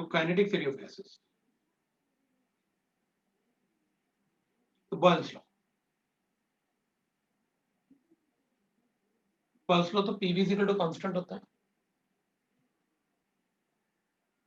तो अपन लिखेंगे भाई PV will be equal to constant, और वो कहते हैं कि P V will be equal to 1/3 mn c square. अब इसको वेलोसिटी भी लिख सकते हैं, c is velocity, v square. अब ये कैलकुलेशन है जो m n और ये v जो है, v is the velocity of the particle obviously, p is the pressure, v is the volume, we know that. ये पार्ट कांस्टेंट ही रहता है एट कांस्टेंट टेम्परेचर। ये बॉयल्स लॉ का इक्वेशन है according to the kinetic theory of gases. इसका derivation अपने syllabus में नहीं है और ना ही अपन को याद करना है, बट अपन चाहे तो ड्राइव करके देख सकते हैं कि अच्छा कैसे ड्राइव किया होगा, और वो केटीजी आपको फिजिक्स में भी पढ़ाया जाएगा, बट केमिस्ट्री में अपन सिर्फ पीवी और टी से डील करेंगे, क्योंकि गैसेस हैं, फ्लो तो करते ही हैं एक जगह से दूसरी जगह due to the diffusion property. तो अपन उसको फ्लूइड मैकेनिक्स में पढ़ते हैं, राइट? उसको अपन फ्लूइड मैकेनिक्स में पढ़ते हैं। तो गैसेस को आप फ्लूइड मैकेनिक्स में भी पढ़ोगे, तो गैसेस फ्लो करते हैं ना एक जगह से दूसरी जगह। अभी तो देखा था अपन ने, एक वेसल बनाया, छोटे से ट्यूब से दूसरे वेसल को अटैच किया, तो अगर इधर वो खाली है, ये भरा हुआ है, तो गैसेस उधर जाएंगे, that is because of the movement of gases. Mechanics मतलब मूवमेंट, तो फ्लूइड मैकेनिक्स। तो ये अपन थोड़ा सा याद रख सकते हैं, काइनेटिक थ्योरी ऑफ गैसेस के हिसाब से बॉयल्स लॉ होता है P V equal to 1/3 mn v square, v is the velocity. तो अपन क्या कहेंगे, P इज प्रेशर। आपको बिल्कुल बताने की जरूरत नहीं, क्योंकि आपने बता दिया मुझे कि ये आइडियल गैस लॉ फॉलो करेगा, सो पीवी तो बॉयल्स लॉ भी लिखा हुआ है, मुझे पता है पीवी इक्वल कांस्टेंट लिखना था आपको। m is mass of one gas molecule, m is the mass of one gas molecule. N is number of gas molecules of gas molecule. V is the velocity of gas molecules. Velocity of gas molecules. ये अपन क्या कहेंगे, अगर मैं ये assume कर लूं, if n is equal to na, अगर मान लो आप यहां n को na के बराबर मान लो,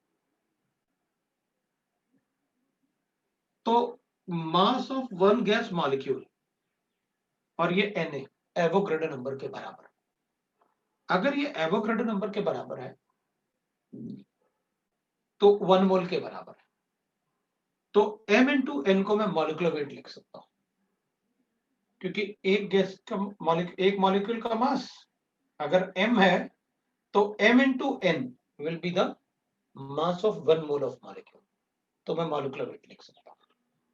then m into n will be equal to molecular weight of gas, molecular weight of gas, ये बोल सकते हैं, कोई प्रॉब्लम नहीं इसमें। तब मैं इसको लिख सकता हूं PV will be equal to 1/3 into mv square लिख सकता हूं, m इज मॉलिक्यूलर वेट बना लिया। मैं इस इक्वेशन को ऐसे लिखना चाहता हूं, ऐसे लिखना चाहता हूं, तो अपन कहेंगे हमें कोई प्रॉब्लम नहीं, आप लिख सकते हो। तो आपने 2 से न्यूमरेटर और डिनोमिनेटर में डिवाइड और मल्टीप्लाई तो किया है, करो। तो इसको मैं ऐसे लिख सकता हूं फिर, PV is equal to, that will be equal to 1/2 into mv square into 2/3, ये आ जाएगा फिर मेरे पास। बिल्कुल लिखो, हमें क्या फर्क पड़ेगा, लेकिन ये क्या हो जाएगा, kinetic energy of 1 mole of a gas हो जाएगा। 1 मोल ऑफ अ गैस क्यों, क्योंकि आपने यहां मॉलिक्यूलर मास लिया, इसलिए मैं उसको 1 मोल ऑफ गैस लिखूंगा। तो अपन कहेंगे ठीक है, फिर मैं ऐसे लिख सकता हूं, kinetic energy will be equal to 3/2 RT कर देता हूं PV की जगह। RT क्यों लिखा? बिकॉज आपने कहा ये kinetic energy 1 mole of gas के लिए, क्योंकि आपने मॉलिक्यूलर मास यूज किया, तो 1 मोल के लिए। RT आपने कहा kinetic theory of gases follows ideal gas equation, मतलब PV is equal to nRT लिखना था मुझे, तो मैं PV is equal to nRT कर सकता हूं उसको, nRT। लेकिन अपन को एक बात पता था, ये 1 मोल ऑफ गैस के लिए, क्योंकि आपने मॉलिक्यूलर वेट यूज किया, इसलिए अपन चाहे तो n को हटा भी सकते हैं, लेकिन लिखा रहने देंगे, अपन को क्या फर्क पड़ेगा भाई। अगर मुझे पता है कि काइनेटिक एनर्जी, जब आप एनर्जी दोगे तो पर मोल तो लिखा ही होगा, और पर मोल लिखा होगा तो अपन को उसका एनर्जी दोगे ना आप, जूल्स पर मोल, तो मुझे पता रहेगा n इज पर मोल, तो लिखा भी रहेगा तब भी मुझे फर्क नहीं पड़ता। तो मुझे यहां से पता चल गया कि kinetic energy is equal to 3/2 nRT होता है। n is 1 mole, kinetic energy 1 mole का है, R is constant, n is 1 mole, 3/2 is constant, तो मेरे पास ये आ गया। काइनेटिक एनर्जी सिर्फ डिपेंड करेगा किस पे? टेम्परेचर पे। मतलब kinetic energy will be equal to 3/2 nRT, या फिर मैं ऐसे भी लिख सकता हूं, this is the kinetic energy of 1 mole of a gas और n mole of a gas. अगर मुझे ऐसे गिवन है, मुझे कैलकुलेट करना है, this is kinetic energy of 1 mole of a gas, so this equation is for 1 mole of gas, 1 mole of gas. तो अगर एक वेसल में 1 mole of a gas present है, तो उसकी टोटल काइनेटिक एनर्जी कितनी होगी, अपन टेम्परेचर से कैलकुलेट कर सकते हैं। अगर मैंने आपसे कहा कि मुझे ना एवरेज काइनेटिक एनर्जी बता दो, एवरेज काइनेटिक एनर्जी कितना, तो अपन कहेंगे एवरेज निकालना है तो जितने मॉलिक्यूल्स हैं उससे डिवाइड कर दो। तो फिर अपन कहेंगे average kinetic energy will be equal to, इसको किससे डिवाइड कर लो भाई, अगर 1 मोल गिवन था तो आप Na से डिवाइड कर लो, तो अपन कहेंगे average kinetic energy will be equal to 3/2 n R/Na, R/Na लिख लेंगे अपन, ये 1 मोल था अपन ने kinetic energy, average kinetic energy of 1 mole of molecules, उसका यूनिट में पर मोल गिवन होता है, तो मैं उसको लिखना नहीं चाहता बार बार, इज इक्वल टू 3/2, ये 1 मोल आपने लिखा इसलिए मैंने उसको हटा दिया, तो आप जितने भी पार्टिकल होंगे उसको डिवाइड कर लो। 1 मोल था तो अपन, ये तो 1 मोल का एनर्जी हो जाएगा, इनका वैल्यू 1 है, this is the kinetic energy for 1 mole of molecules. तो एक मॉलिक्यूल का कितना होगा, एवरेज बताना ना अपन को, तो डिवाइड कर दो Na से, मल्टीप्लाई बाय T कर दूंगा, सो एवरेज काइनेटिक एनर्जी मेरे पास आ जाएगा, ये आ गया। और R और Na दोनों ही कांस्टेंट है, तो मैं उनको लिखूंगा, R और Na अगर दोनों ही कांस्टेंट हैं तो मैं उसको ऐसे लिखूंगा, R/Na को मैं एक नया कांस्टेंट दे देता हूं भाई, what is R and Na, that will be the new constant. यहां पर मैंने इफ लिखा था, है if n equal to Na, then अपन ने ये ड्राइव किया था, है अगर किसी ने नहीं लिखा होगा तो वो लिख लेगा, कोई प्रॉब्लम नहीं।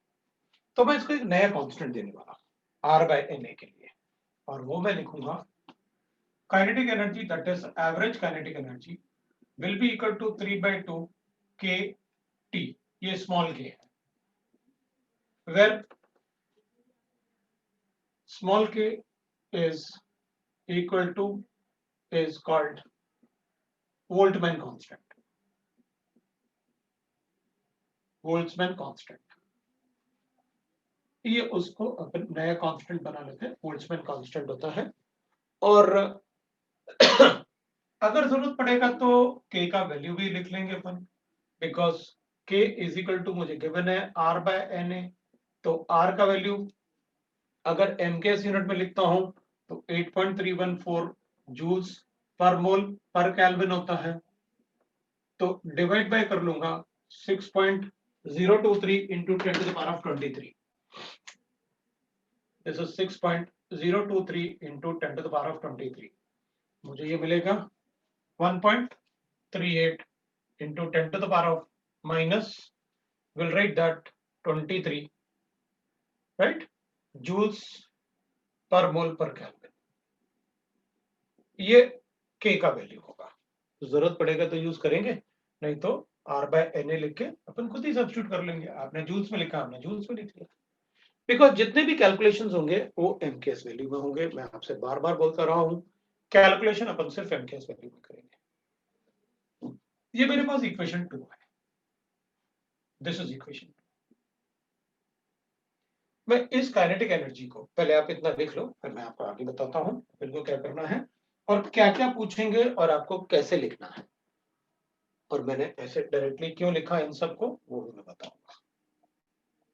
अपन ने ये इक्वेशन 1 ये बनाया, अच्छा इसको 2 कर देते हैं और इसको 3 कर लेंगे।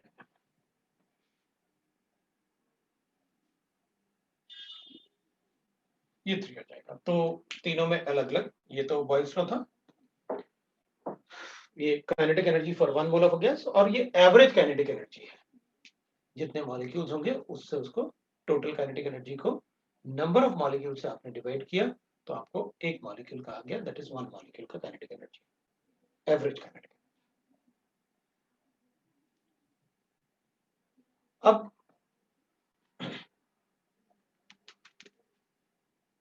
हो गया,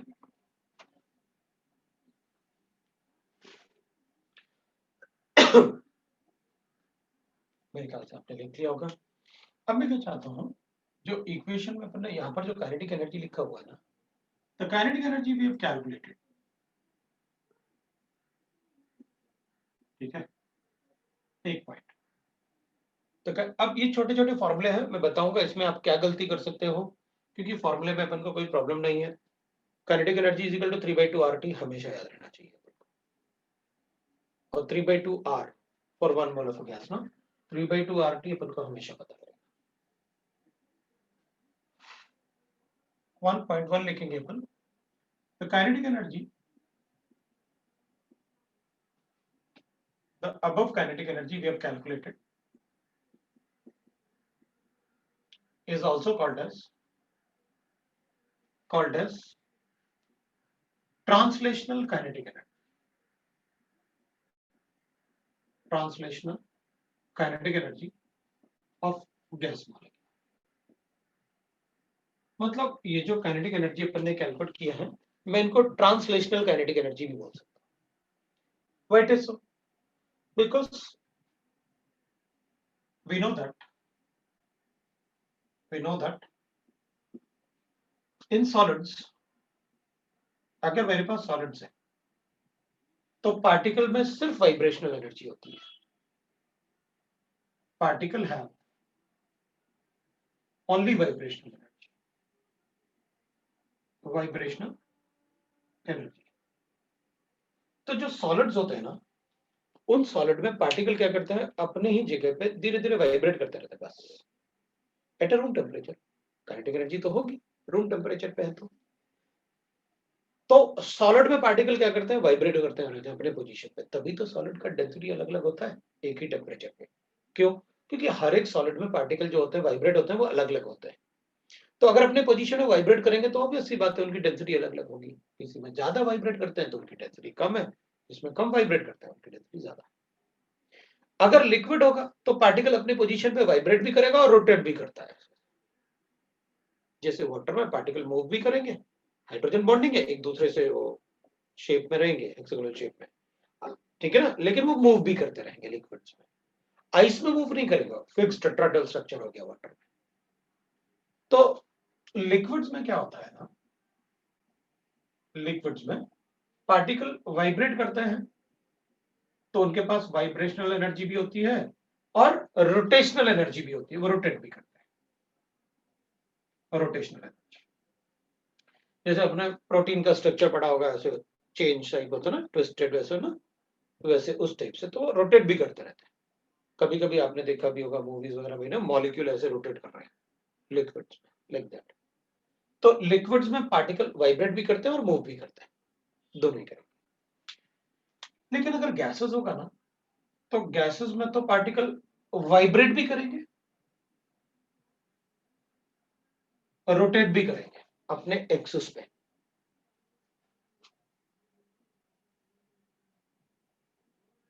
और स्ट्रेट लाइन में ट्रैवल भी करते हैं। गैसेस पार्टिकल है ना, ट्रैवल करेगा ही करेगा due to the diffusion property. तो उसमें उस travelling of any particle in a straight line is called translational.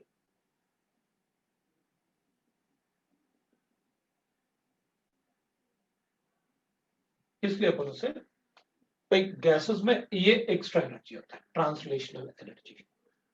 इसलिए अपन इसको काइनेटिक एनर्जी को, क्योंकि गैसेस में तो मूवमेंट होगा, स्ट्रेट पाथ में पार्टिकल ट्रेवल करते हैं, तो इसलिए अपन उसको कहते हैं ट्रांसलेशनल एनर्जी भी होती है, क्योंकि लिक्विड में स्ट्रेट पाथ में मूव थोड़ी कर सकते हैं, there is no distance between the two particles. Gases में होता है distance between the two particles, वो मूव करेंगे स्ट्रेट लाइन में। ठीक है, so we can get like that. Next I can write is two gases,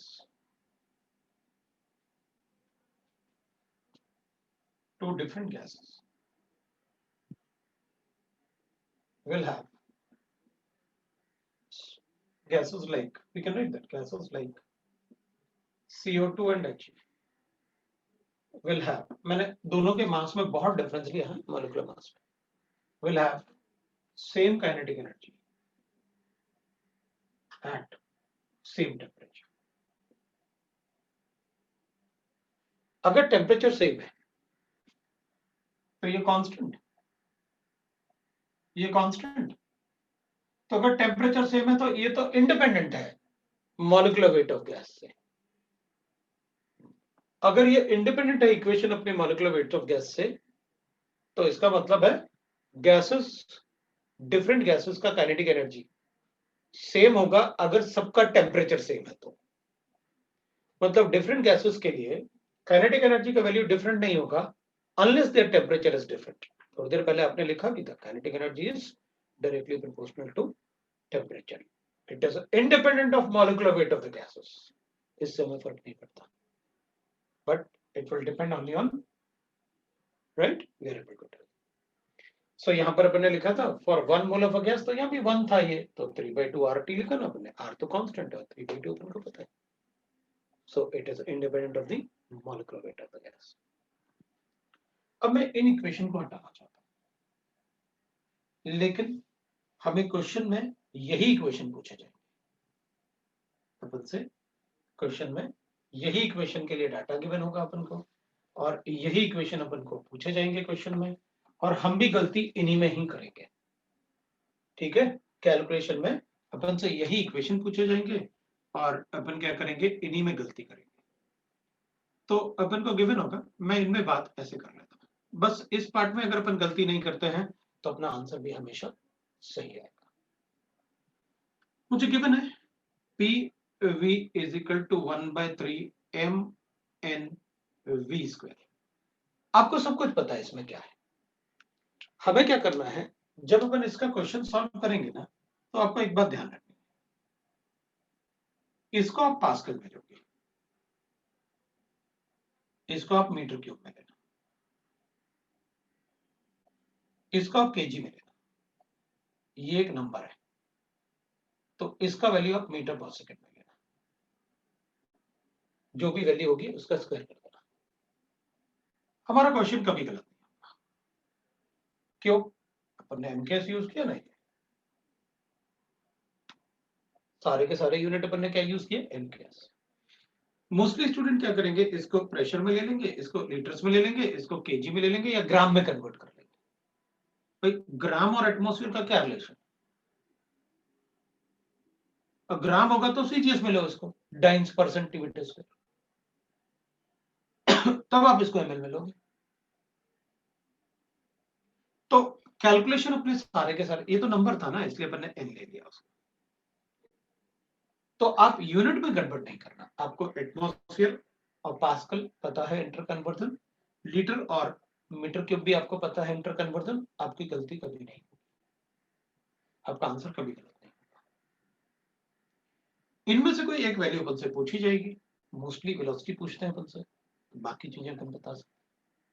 velocity given है तो प्रेशर पूछेंगे या वॉल्यूम पूछेंगे तो अपन बता सकते। अब होगा काइनेटिक थ्योरी वाला पार्ट, ये काइनेटिक एनर्जी वाला पार्ट। तो काइनेटिक एनर्जी में इज इक्वल टू 3/2 nRT। हमें ये चेक करना है कि कहीं काइनेटिक एनर्जी अपन को पर मोल पूछा है तो अपन को पता है ये 1 मोल है। तो काइनेटिक एनर्जी जो वैल्यू गिवन होगी ना, इसकी जो वैल्यू गिवन होगी वो ऐसे गिवन होगी 2.5 किलो जूल पर मोल। सपोज ये गिवन है, ध्यान रखना है कुछ भी हो सकता है एक्स वाई जेड। तो मुझे ये वैल्यू पर मोल देख के मुझे पता चल गया इसका वैल्यू 1 है, क्योंकि ये 1 मोल की है। तो अपन ने किया 3/2, n का वैल्यू 1 हो गया। अब अपन को चेक करना है RT। तो R का यूनिट इस पे डिपेंड करेगा। R का यूनिट जूल में कितना होता है 8.314। अभी तो बताया आपने, इधर तो जरूरत नहीं पड़ेगी क्योंकि R है ही नहीं वहां पर, लेकिन जूल्स होता है MQS यूनिट। तो अपन कहेंगे लेकिन आपने यहां तो किलो जूल लिखा हुआ है, तो या तो इसको जूल बनाओ या फिर इसको किलो जूल बनाओ। तो अपन कहेंगे इसी को किलो जूल बना देते हैं। लो भाई बना दिया।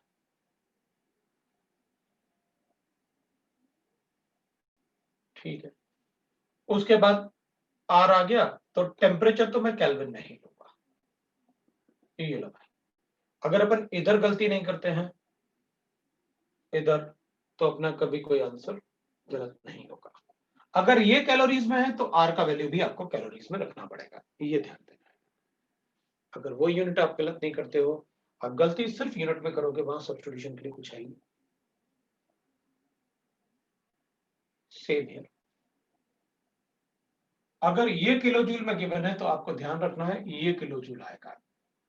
अगर ये कैलोरीज में गिवन है तो कन्वर्ट करो किलो जूल्स में, ताकि अपन इसको जूल्स में ले सके के वैल्यू को। यूनिट में गड़बड़ नहीं करना, मेरा मतलब ये है। अगर आप यूनिट में गड़बड़ करोगे तो आपका आंसर गलत आएगा और आपको लगेगा कि कोई बहुत बड़ी चीज अपन को बताई जा रही है। सो यूनिट में गड़बड़ नहीं करेंगे, उसमें क्या छोटे छोटे कंसेप्ट ही तो, ये आपने छोटे छोटे फॉर्मूले ही तो बताए हैं, नहीं करेंगे उसमें गड़बड़। और क्या, आप वैल्यूज दो हमें, पास्कल या इंटर कन्वर्जन आप सिखाते हैं पहले, नहीं करेंगे। ठीक है, अब मैं पॉइंट नंबर 2,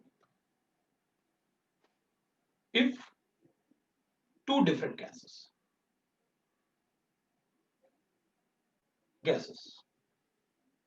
है ना, मेरे पास 2 डिफरेंट गैसेस है। अब मैंने गैस को A एंड B लिख लेते हैं। A एंड B लिखा तो था आपने, A और B, यहां पर बता तो दिया कि सेम टेम्परेचर पे दोनों का काइनेटिक एनर्जी एक जैसा बताना है। पर कहेंगे नहीं नहीं, अब तो मैं कुछ और ही बोलने वाला हूं। आर मिक्स्ड, मैं इन दोनों को मिक्स करूंगा 2 गैसेस, ठीक है ना, विथ, अब ये गैस के नंबर ऑफ मोल्स Na थे, with different number of moles Na and Nb। तो दोनों के नंबर ऑफ मोल्स अलग अलग है जिन जब अपन उनको मिक्स कर रहे हैं, एंड दोज मोल्स जो अपन ने ले रखे थे 2 अलग अलग वेसल में जिनको अपन मिक्स करने वाले हैं at different temperature, okay, TA and TB। तो बताओ टोटल काइनेटिक एनर्जी कितनी होगी। Then the total kinetic energy of mixture, ठीक है भाई, दोनों गैसेस आपस में रिएक्ट तो नहीं करते ना, नहीं, तो ठीक है ऐड कर दो, एनर्जी है ना, एक का काइनेटिक एनर्जी कितना है, दूसरे का काइनेटिक एनर्जी कितना है, ऐड करके बता दो। तो अपन कहेंगे ठीक है भाई, ऐड करके देख लेते हैं। तो ऐड करेंगे तो right that like this, kinetic energy total will be equal to kinetic energy 1 plus kinetic energy 2, ये अपन को गिवन है ऐसे। तो total kinetic energy will be equal to how much? तो एक लिख लेते हैं 1/2, अभी आपने लिखा था काइनेटिक एनर्जी यहाँ पर, ये तो लिखा हुआ नंबर ऑफ मोल्स के साथ। तो एन ए का काइनेटिक एनर्जी, एन बी का काइनेटिक एनर्जी, तो इसको Na कर लेते हैं R T A plus kinetic energy लिखूंगा तो इधर जो है 1/2 N B R T B लिख लेता हूँ, और टोटल होगा तो अपन ऐसे कर लेंगे भाई 1/2, तो टोटल आ गया अपने पास। तो इसमें से अगर कुछ कैलकुलेट करना है तो आप कैलकुलेट कर लो, Na प्लस एन बी, ये टोटल हो जाएगा आर टी। तो ये एवरेज टेम्परेचर आ जाएगा अपने पास, क्या होगा? तो काइनेटिक एनर्जी टोटल अगर अपने पास गिवन है तो टोटल दोनों का एवरेज टेम्परेचर कितना होगा वो बता सकते हैं अपन, कैसे बताएंगे? तो कैंसिल कर देते हैं। सो द एवरेज टेम्परेचर, ये अपन कैलकुलेट करके बता सकते हैं कि दोनों को मिक्स करने पे एवरेज टेम्परेचर कितना आ जाएगा। 1/2 तो कैंसिल हो गया, तो Na plus N2 NbTb plus Na plus, बड़ा अच्छा हो गया भाई। बता सकता हूं कि जब दो डिफरेंट गैसेस को डिफरेंट नंबर ऑफ मोल्स हैं उसमें, है ना, कर दिया, वो 3/2 है। थैंक यू, बता भी दिया किसी ने, सर वो 1/2 लिख रहे हो 3/2 है, ठीक है, राइट, गुड। कई बार क्या होता है ना, वो ये जो चैट आपका होता है वो भी देखना होता है, उस पर ध्यान जाता है तो मैं बार बार हूँ, तो लगता है कि चलो कोई बात नहीं, बट अपन यहाँ पर लिखा तो था, उसको अपन को 3/2 करना था, वो तो कैंसिल होना था वैसे, तो अपन ने ये कैंसिल कर लिए और बाकी आर भी कैंसिल हो गया अपना, और अपन ने बता दिया भाई, ये लो हो गया अपने पास ये, what is the average temperature when the two different gases with different number of moles and different temperatures are mixed. This is what we are asked in the kinetic energy के part में, इससे ज्यादा नहीं।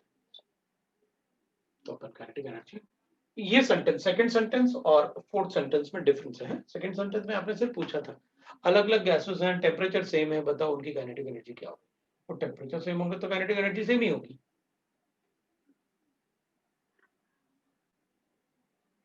तो मैंने कहा कि भाई ठीक है, ये अपन अगर मैं क्वेश्चन भी दूंगा तो यूनिट को रिलेटेड दूंगा भाई, यूनिट आप गड़बड़ नहीं करना, यूनिट गड़बड़ नहीं करोगे तो जितना शीट में क्वेश्चंस गिवन है वो काफी है,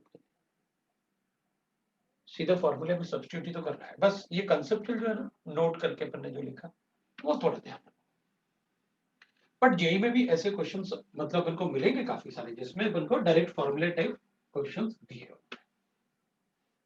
अब हमें इसमें पढ़ना होता है काइनेटिक एनर्जी में, that is distribution of velocities. भाई आप बार बार काइनेटिक एनर्जी पढ़ाते तो रहे, उसमें डिस्ट्रीब्यूशन ऑफ वेलोसिटीज की बात करनी है आपको, ठीक है ना। तो मैं ऐसे बताता हूं आपको कि भाई डिस्ट्रीब्यूशन ऑफ वेलोसिटीज है क्या। डिस्ट्रीब्यूशन ऑफ वेलोसिटीज,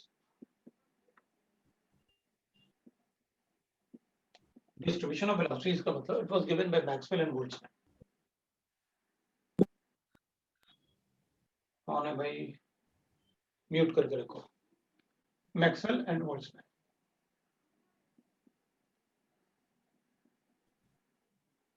इन्होंने डिस्कस किया था उसको, तो अपन भी देखेंगे क्या क्या डिस्कस किया उन्होंने।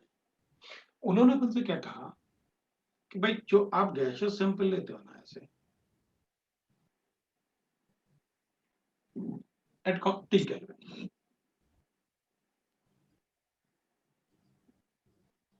ये जो आप ऐसे लेते हो ना, तो इसमें बहुत सारे गैस पार्टिकल्स होते हैं।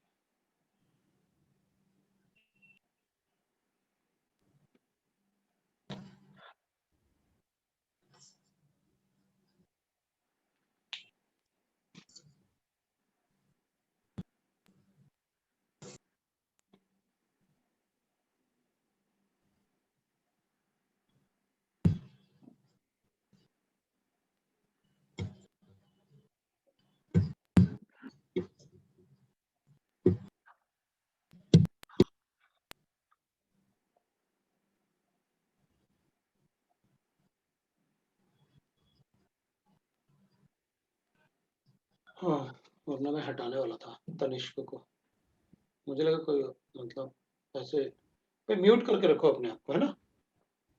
और चलो देखते हैं। तो अपन क्या करेंगे ना, जैसे अपन को गिवन है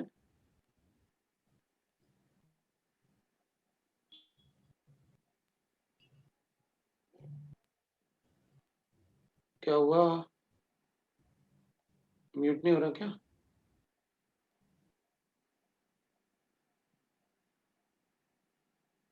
चलो देखते हैं। अब अपन क्या कहेंगे, जैसे पार्टिकल्स है, तो इतने सारे पार्टिकल्स हैं, इवन अगर टेम्परेचर टी केल्विन है, तो टी केल्विन पे क्या सबकी वेलोसिटी एक जैसी होगी क्या? तो अपन ने कहा, हमने कब कहा कि सबकी वेलोसिटी एक जैसी होगी? ऑब्वियस ही बात है, वेलोसिटी तो चेंज होगी। जो इधर कॉर्नर में होगा उसकी वेलोसिटी अलग होगी, जो इधर है उसकी वेलोसिटी अलग होगी, जो इधर है उसकी वेलोसिटी अलग होगी, इसकी वेलोसिटी अलग होगी, इसकी वेलोसिटी अलग हो सकती है इसके कंपैरिजन में, तो अलग होगी वेलोसिटी। तो मैं अलग अलग टाइप के वेलोसिटीज की बात करना चाहता हूँ।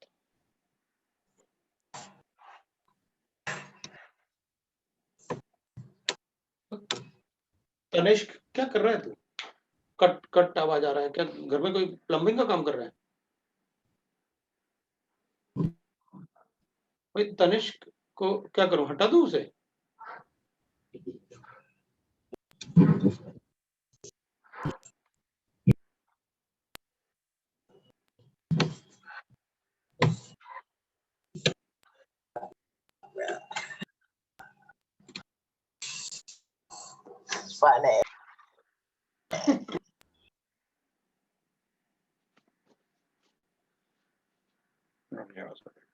उसको ना म्यूट कर देता हूं।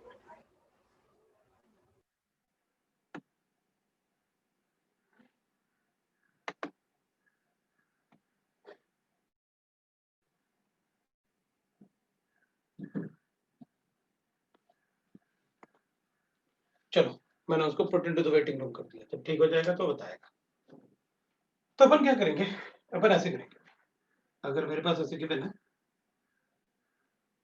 राइट, तो अब मैं बात कर रहा था कि अलग अलग वेलोसिटीज होती है, तो अपन कहेंगे भाई डिस्ट्रीब्यूट करो इन वेलोसिटीज को। तो अपन बात कर रहे थे कि अगर इसकी वेलोसिटी इधर और इधर डिफरेंट है, तो how can you say that kinetic energy will B same? क्योंकि काइनेटिक एनर्जी तो 1/2 mv² होता है। अगर वेलोसिटी डिफरेंट है तो काइनेटिक एनर्जी डिफरेंट हो गई। तो अपन कहेंगे देखो, इधर जितने भी पार्टिकल्स हैं, अच्छा 30 पे लेक्चर भी है तुम लोग का, तो कितना टाइम हो गया क्या अपना क्लास का? अभी 1 मिनट था तो पहले याद दिला दिया, मैं 1 मिनट पढ़ा देता, है ना? अच्छा आज 3 क्लास है, चलो फिर बंद कर लेते हैं। बस इसको फिर डिस्ट्रीब्यूशन ऑफ वेलोसिटी से इसके एक आध दो न्यूमेरिकल कर लेंगे अगर जरूरत पड़ेगा तो, और ठीक है कोई बात नहीं, थक गए हैं, मैं भी थक गया हूँ, कोई प्रॉब्लम नहीं। चलो बाय फिर, bye everybody, bye sir. Bye bye bye. Sir